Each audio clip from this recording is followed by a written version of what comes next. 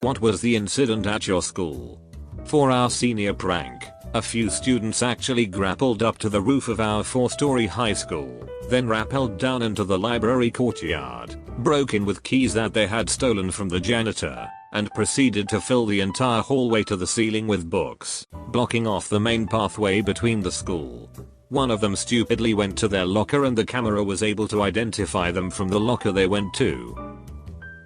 Junior year. A sophomore boy put a sealed container of chicken noodle soup in an empty locker next to the chemistry room. It sat there for months, easily 5 or 6, until somebody thought about it again.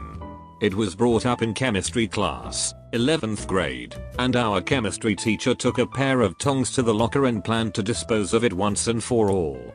His hands were too shaky that day and as soon as he lifted it out of the locker it fell, spilling the entire cesspool that the chicken noodle soup became.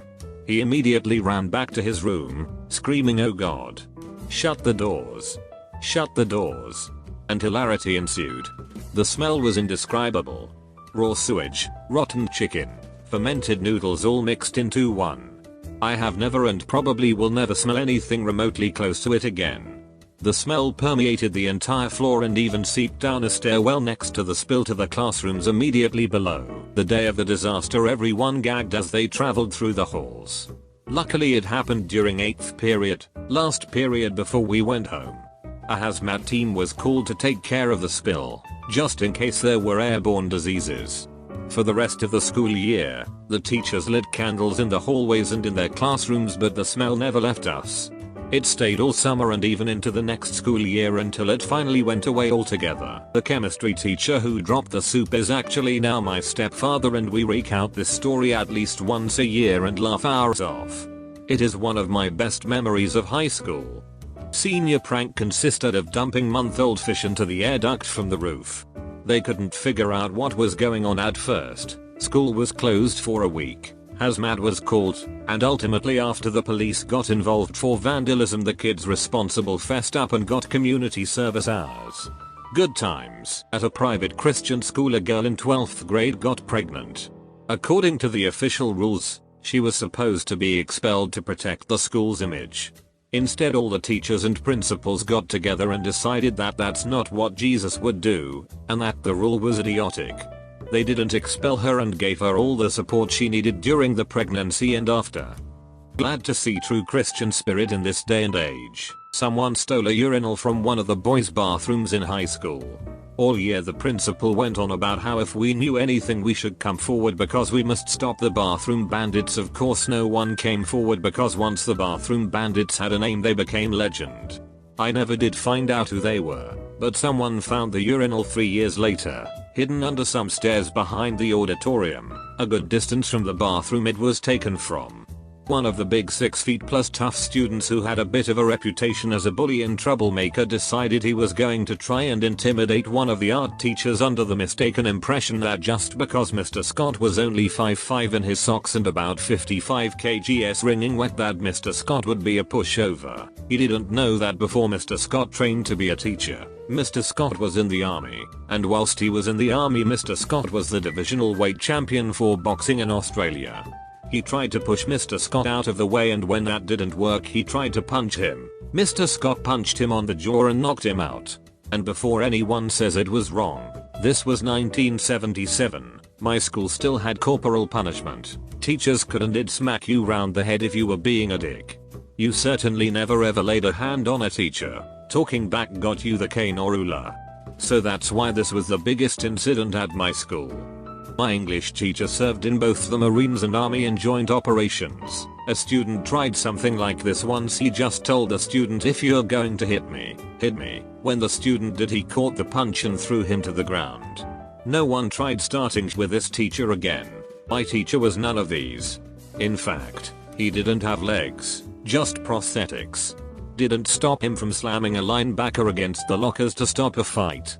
My high school was relatively free from bullying, but the biggest hullabaloo surrounded a mildly autistic student we had who was the subject of some tormenting from his classmates. Some ding-dongs figured out they could make him lose his cool by repeatedly clicking their pens and then acting like they couldn't hear it. It got so bad he had to leave class crying. Our history teacher, whom the whole school liked, went on to become principal, went door to door in every classroom to explain to the students what was going on. Rather than talk about bullying, he simply told us that he had thought better of us and was very disappointed to be proven wrong. Sometime the next week someone was clicking the pens again to rile the poor student up when quarterback of our football stood up, walked over to the kid doing the clicking, took his pens, books, and backpack and threw it all in the garbage before returning to his seat.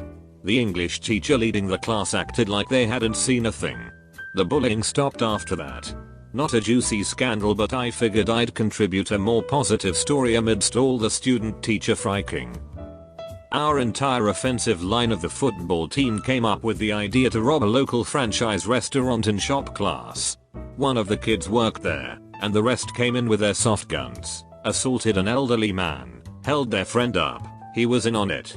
They took the proceeds, had dinner at Applebee's, and divided up the rest among the co-conspirators. They were tracked down easily because they used the kid who had 32 scholarship offers, brand new Denali with chrome rims and custom tinted windows. One went to jail, the others were put on probation, and all the schools rescinded their offers. I was happy because about 2 weeks before this went down they pulled up next to my middle school aged brother and dumped a 2-liter of orange soda on his head. Oh, and after the cost of dinner, they each got $6 apiece. The thing was, these kids were the aberration when it came to the football team. Everyone else on the team was super nice, went out of their way to help disabled students and shut down anyone who was bullying others. Other than the shitty ones mentioned above, the football players were well known for being an approachable group who did the right thing, and they would go out of their way to help others in need. One thing that stands out is that senior year they waged a campaign to make sure a special needs kid got on the homecoming court after having a really rough couple of months with his parents divorcing. They even carried him in on their shoulders after it was announced he had won a spot. I'm pretty sure the kid was on suicide watch for a time, and, for the rest of the year, the team made it their mission to make sure he had a proper group of support and to include him in as many things as they could. That and their accord was like 8-1. When there are well over 1,000 students in each grade, the popular ones aren't the exclusive non-awkward teens who beat up on the weak, but the ones who go out of their way to be awesome people. The battle of the sexes. The teacher got fired that day because of what happened. She was supposed to be monitoring recess. I'm not really sure what prompted this, probably nothing, but there was an all-out boys vs girls war. I remember swinging from the handlebars at the top of the slide and kicking a girl in the face. She dropped like 9 feet. Not long after 2 more girls came, each one grabbed one of my legs, and then just hopped off the ladder. I hit my jaw falling down and bit my tongue really bad. Lots of kids, including myself, had to go to the nurse. They cancelled school that day and a meeting with the parents the following week. When I was in high school we had an outdoor discovery class that was basically just a giant ropes course. The teacher for that class was a nice middle-aged man. One day he decided to take a shower in the locker room between periods and had a stroke. Now I don't know what about this stroke was different, but it made him decide he needed to go for a jog around the high school and middle school, naked as the day he was born. So he's butt naked, sprinting past classroom windows in just his socks and sneakers, which he somehow thought to put on, when a sub goes outside to see what's going on when the outdoor teacher runs over and basically starts playing a game of catch me if you can until the ambulance arrives. It was a very odd day. But he was back to work a couple weeks later, making kids swing from ropes and climb over logs like normal. Edit. Just saw I got a bunch of replies. To clarify, no, he was not a druggie and didn't go on a bender. He was an older man, outdoorsman, healthy and didn't give off any kind of drug vibe. It is possible, as some have pointed out, that he had an underlying condition that somehow got triggered and lead to this. He was a nice guy even after this happened. Probably a little embarrassed about everyone seeing his birthday suit, but he carried on. The kid in my middle school went on a booze cruise through his parents' liqueur cabinet, and ended up bringing some Grey Goose to school in a big clear water bottle. He passed it around to all of his friends, and they pretended to act drunk all day. A teacher caught on, and the school was pissed. Kid ended up expelled, and a lot of his friends were suspended. The entire 8th grade had to sit through a 3-hour assembly about why alcohol was evil. We too lost our field trip to DC.